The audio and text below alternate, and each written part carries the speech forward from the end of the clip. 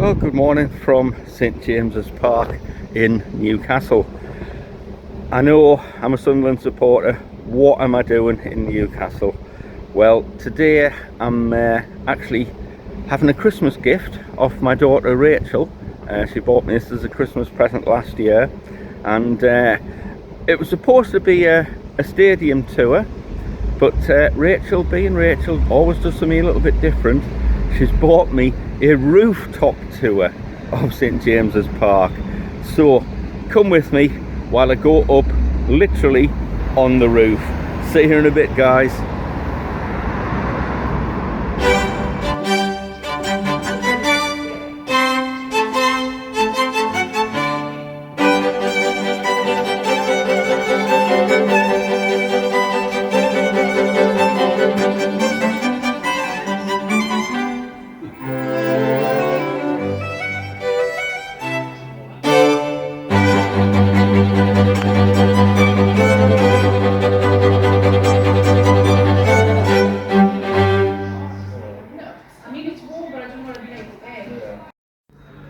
Okay, my friends, so I haven't got this vlog off to the best of starts.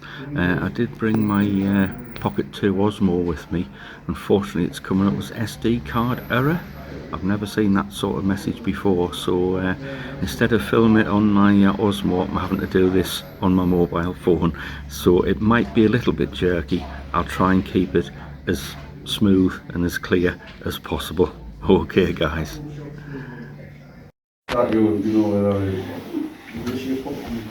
It never hit anybody, which surprised me. Also surprised me it was still there. And I went to retrieve it about now.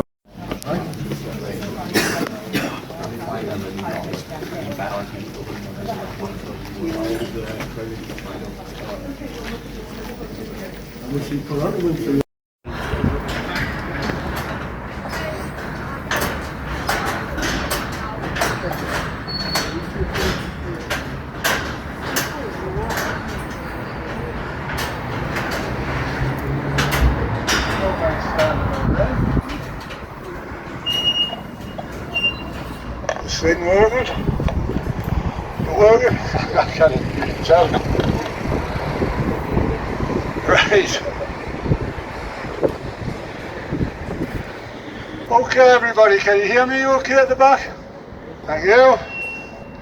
So, first things first, Swindon that way, over the hills, Dumfries that way, I guess. Japan either way, I guess, you could go.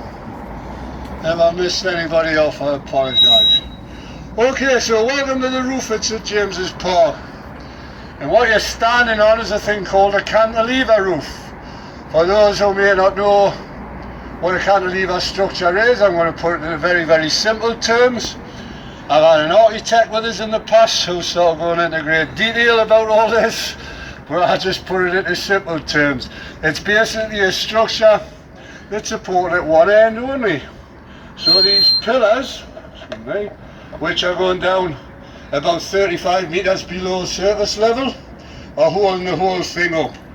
All the weights, tensions and stresses of the roof are transferred through these beams into the pillars, and basically that's how the thing's held up. There's nothing below us holding it up, it's all held up from above. So unlike older stadiums, we've got no posts which might give you a restricted view, yeah? It took about 18 months to add level 7 at the end of the 1990s, and when you look at all the steel work, nuts and bolts, etc. on the roof, putting the roof on probably took up quite a bit of that time, yeah? When it was completed in the year 2000, it was actually the largest of its type in the world. It isn't now, it's 24 years old, soon to be 24 years old anyway. So it's no longer the largest of its type in the world. There's other structures now. All the panels in the roof, if we took those out, the panels that protect the seating areas, if we took all those panels out and laid them in one long straight line, would stretch for approximately 15 miles. So there's quite a lot of material in this roof. City of Durham's about 50 miles that way. Morpeth, if you were heading towards Scotland, is about 50 miles north of us. The North Sea is about 10 miles east of us. So if I started laying them as tiles down below, I'd end up going along the pier at Timeout and out into the North Sea. And I still have quite a lot of them left, yeah? So quite a lot of material in this roof. Alright, well, that's the roof out the way more or less. And what this tour is all about is what we can see as we travel around. So we'll start with this area over here where all these modern buildings are, most of which belong to Newcastle University now. There's information boards as we go around if you want to read up on the ship, as I call it. Correct name is the Helix building.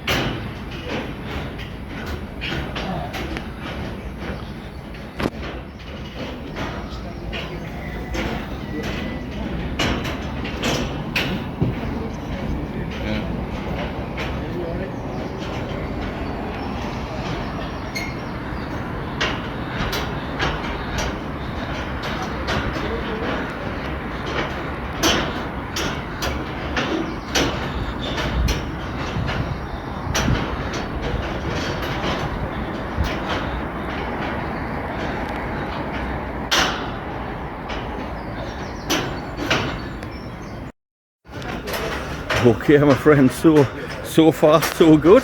I haven't fallen off the roof yet. It's only 150 feet to the ground, so we're not doing too bad. So on with the tour. Okay, next stop is where the gate is, you know what I mean? Please ask to talk to from out here.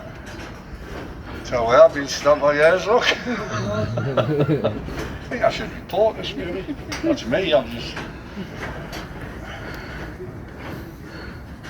Okay everyone, we've left the Milburn stand behind, which we were on, and now we're on the roof of the Leazes stand, so we're above one of the goals. We're actually above where we presently put the visiting supporters on a match day, just below the roof here. But when I first came here in the 1960s, this end of St James's Park was a standing terrace with the barriers in that we used to have with a roof on it, called the Leazes end, where, how should I put it, most of our more lively and vociferous fans would gather on a match day. It was always a bit chaotic and a bit fun in a good old Leazes end back in the 70s. A bit crazy, I guess. They demolished that in 1978. Later replaced it with the Leazes stand we're on the roof of now. Takes its name from that area down there, which is Leazes Park. Now if you look around the skyline here, I think we're quite well up in this part of the world for parks and green spaces and trees and things. There's a lot, isn't there? Considering they're right in the city centre. But Leazes Park down there is the oldest public park in the city of Newcastle upon Tyne. It was opened on December the 23rd, 1873. So if you want to stand on it like me, here you are, look at the city, the stadium. If you don't want to stand on here, follow me through there. No, I'm going to stand on. I'm going to hold on to the door. Help me, dear. Those nice friends at the back. Alright, check it all in. Well, that was Claire rang me. She says, should she start ringing people for the 2 o'clock tour because the weather forecast says there's rain heading our way. I've had some drenchings on this roof over the years. Sometimes when you get to here and it arrives, you're a long way, you've got nowhere to run. But more the weather later. Right everybody, as you're taking your photographs, I'm going to point out 2 or 3 things in the city centre of interest. If you look down to the city centre there's a rather large development with the 2 tower cranes. That's going to be the new Department of Work and Pensions building. See it, I don't know if anybody was down in town. They used to tilt it every day. On the top of that monument, where he's been since 1838, due to his posh sounding tea. We don't think we were all fanatical tea drinkers in the area. He was also a Prime Minister of Great Britain as it then was, and his government passed 2 pretty... Okay, well, it's going well so far, my friends. if you are a little bit scared of heights, it's really not too bad. The worst bit is actually the steps up, because the steps are open, obviously you can see through them as you're going up. But once you're actually up here, it's really not that bad height wise. I'm not having any problems here at all. So we'll see what's left on the tour to have a look at. I believe at some point you do go down to the pitch level, and you go in the dugouts. The rain, although I'll get us sorted on the next one, no doubt. Everybody remember the name of that cathedral? Deadly silence.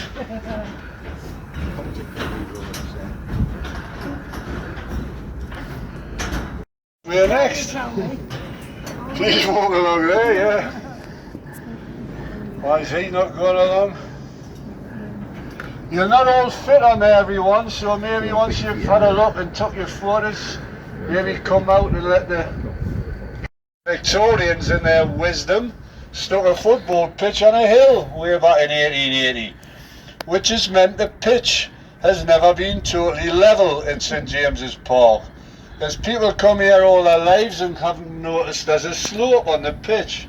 But if I ask you to look at the white boards at the front of the East Stand, it had adverts on until recently. The little white support technology now, 90% of that is real grass, 10% synthetic or artificial. That's evenly spread out, and the real grass these days is a rye grass seed that's actually sown in location rather than grown elsewhere. So it's a rapid growing grass, which means they can constantly repair worn and damaged areas throughout the season.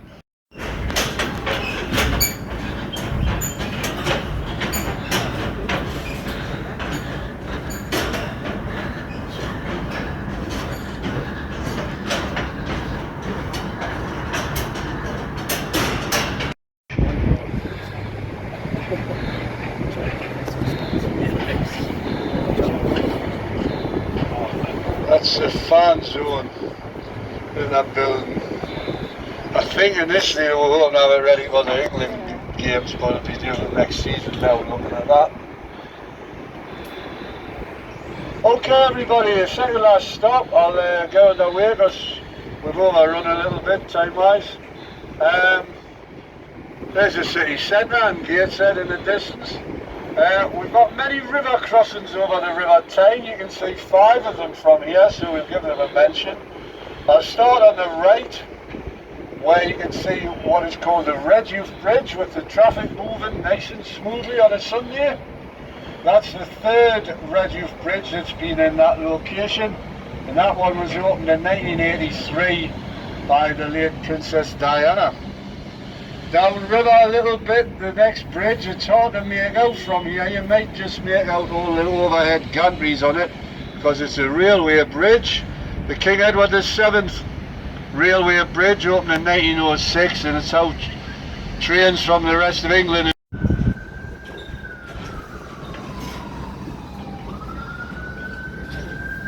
Okay, here's the last stop. I'll give you a couple of things, a bit more information, then we'll get you down up the roof. We're looking towards my part of the city now, I guess. You've got the city centre, then beyond the East End, where I was born and still live. I was born in the old Baker area, a bit like Newcastle United Football Club if you go back through its history. Stanley FC, East End FC, Newcastle United. And if you want to know where Baker is, it's quite easy to spot. There's a blue sloping roof with some red balconies on a building, red, white and blue building, and then it goes up the hill where the trees are. Okay my friends, so that's literally the worst bit, going down those stairs to get onto the roof, but we've made it down. So back to the room and then to pit side.